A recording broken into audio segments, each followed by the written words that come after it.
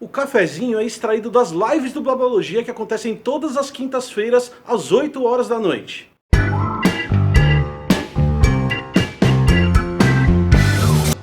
Eu acho que tem uma coisa que é interessante ter em mente nessa discussão, que é o seguinte: quando o Emílio começa, por que o Trump é tão ruim, ou para quem ele é tão ruim, é importante lembrar que o Trump teve 10 milhões de votos a mais do que ele teve em 2016. Tá?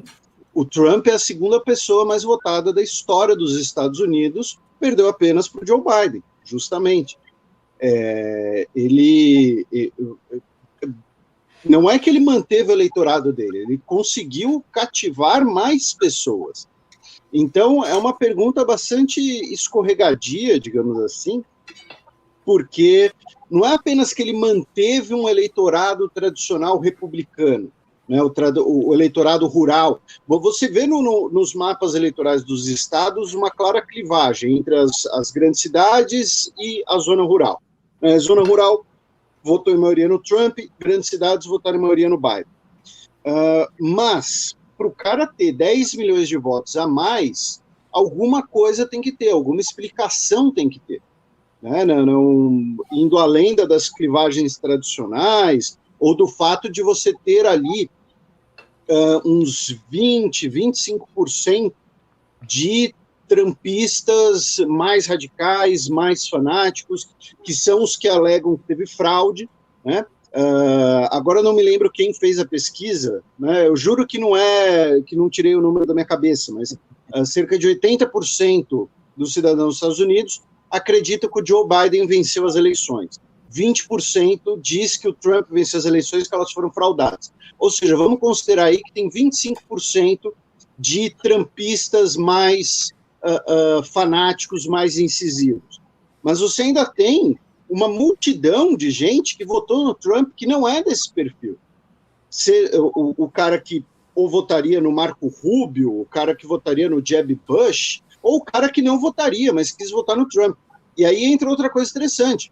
O Trump cresceu o eleitorado dele entre o eleitorado negro, ele cresceu o eleitorado dele entre o eleitorado chamado latino, que eu não concordo que exista, mas né, a gente daqui a pouco entra nisso.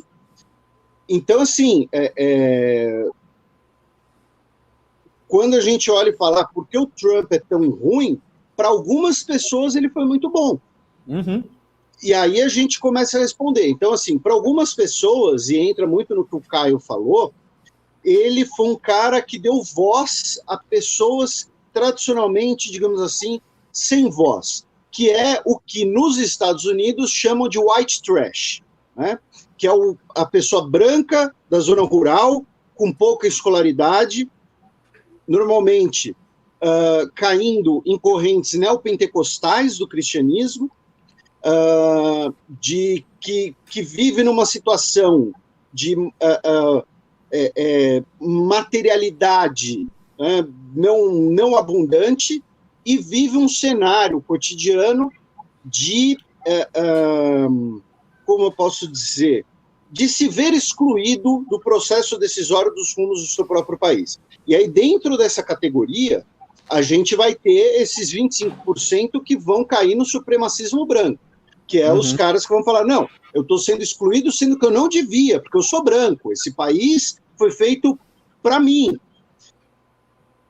Agora, saindo dessa categoria de white trash, digamos assim, você vai ter, por exemplo, esse chamado eleitorado latino, segmentos dele, especialmente cubanos, colombianos, venezuelanos, pessoas com essas origens, que se sentiram contemplados, satisfeitos com a política do Trump de ter uma retórica mais dura em relação à Venezuela, Colômbia e Cuba, e seus governos, especialmente, ou então grupos de esquerda, que estavam pé da vidas com o Obama, porque o Obama mediou o acordo com as Farc, mediou não, né, mas fez parte ali da negociação. O Obama tentou reatar, normalizar relações com Cuba. Então, esse eleitorado já é um eleitorado mais conservador. E com o Irã, né? Viu se viu satisfeito numa postura mais incisiva do Trump perante esses assuntos. O Trump ele teve uma política externa, de certo modo, muito mais voltada para a América Latina, claro, sob um viés conservador da doutrina Monroe, mas em relação aos outros lugares do mundo. Ele se retirou do Afeganistão, ele se retirou da Síria, ele quis cobrar a conta, digamos assim, da OTAN. Ele disse para a Coreia do Sul que as tropas dos Estados Unidos só vão ficar lá se a Coreia do Sul pagar. E, em relação à América Latina, que ele teve essa postura mais incisiva. Então, acho que são algumas questões aí para considerar. Se você quiser saber mais sobre o que foi discutido nessa live, é só você clicar no card que está aqui em cima que você vai ser direcionado para ela. Até a próxima, tchau!